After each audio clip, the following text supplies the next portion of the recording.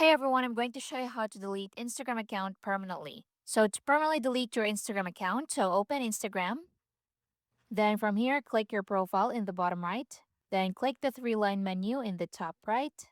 Then from here at the top, select Account Center. Then scroll down and select Manage Accounts. So choose Instagram account you want to delete. Then select Manage. Then from here, select Deactivation or Deletion. Next, select Delete Account and tap Continue. Then scroll down and select Continue. So select the reason why you want to delete your Instagram account and select Continue. Click Continue. Then scroll down and select Continue.